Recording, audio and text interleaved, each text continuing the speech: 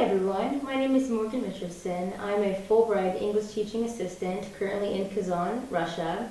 I arrived in September of 2015 and I'll be leaving in the spring of 2016, so about an academic year, 2 semesters, and it's been a wonderful time. I'm from Texas, born and raised, so proud Texan obviously. And I'm currently in Russia because I studied Russian while I was an undergraduate student. So my bachelor's is in Russian and political science. And I'm very excited to be here, and I'm excited to begin discussing our theme.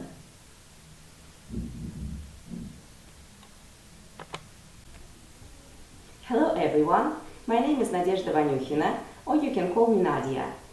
I am a psychologist and a PhD in psychology and an associate professor here in Kazan Innovative University, Russia.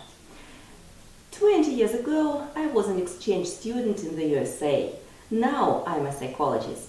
So I'm still interested in psychology, education, family, relations, culture, and all the differences that exist in those spheres. Hello everyone again. So today our theme is going to be on stereotypes between Russia and America and the psychological underpinnings and the meanings behind these stereotypes. Since Nadia and I have both been abroad, and since we have lived in our countries of origin for a very long time, we feel quite confident that we can explain these stereotypes and then also talk about the reasons why these stereotypes came about. We see this as a good opportunity to understand our cultures better, to get past just the facade. Okay, so today we'll talk about friends. Our first topic will be friends.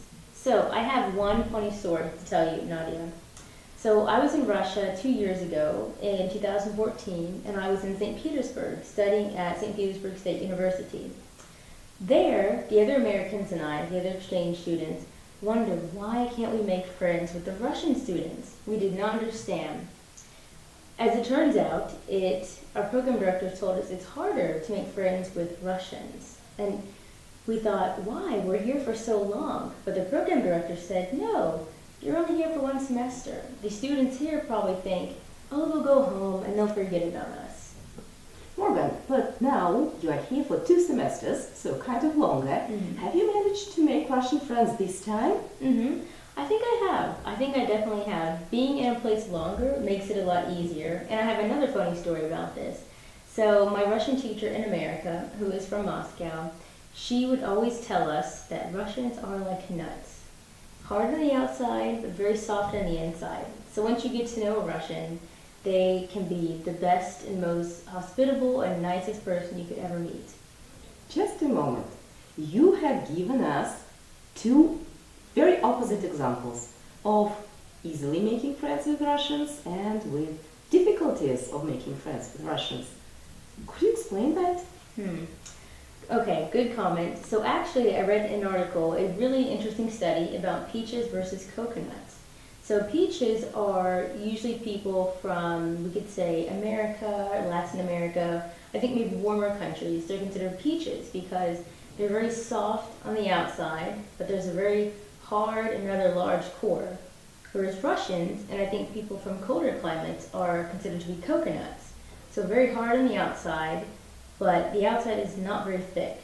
Once you get on the inside, you have all this beautiful, soft, yummy deliciousness. So the difference with the peaches versus coconut is that if we say Russians are coconuts, it's hard on the outside to get to know someone, but you have to get through just a little bit of hardness, and then they're very open and genuine with you. Whereas with Americans, perhaps, we have a lot of juicy outside, but it's very hard to become good friends with someone. So I guess the difference was we're thinking our ideas of friendship are probably different. Saying hi to someone, oh hi. To me that's a friend, but maybe not for a Russian. Good idea. And maybe that's also the explanation of all the American faces, smiling and easily contacting easily, but not making deep contacts. I would agree, absolutely. Does it seem weird to you when you came to Russia and saw no one smiling at you Yes. and waving at you? Was it a bother? I wouldn't say it was a bother. It was strange because I'm used to people just smiling all the time. But you begin to realize in Russia, a smile is more genuine. So when someone smiles at you, they are really feeling it, and not just because it's the social thing you have to do. So it's a nice change, I would say. By the way, Morgan, if you see that Russian is your friend, you can trust that he's your friend. Mm-hmm. But what about Americans?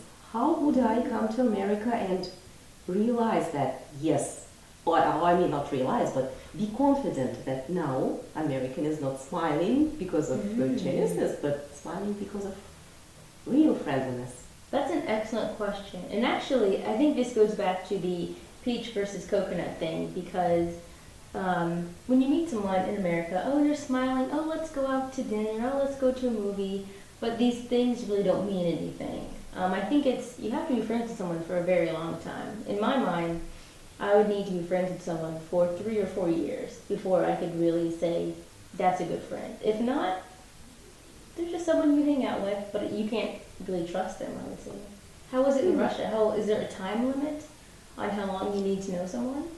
Well, I think it's really the opposite, and you just have to feel the heart, soul, and the same interests, same views, and then you may become friends from the very first sight. Really? Yes. That's wonderful. Wow, I didn't know that. That's really amazing. So cultural differences. I would have never have thought about that. Yeah, good idea. Yeah. Give me 5. Mm-hmm. That was good. Yeah, that's it.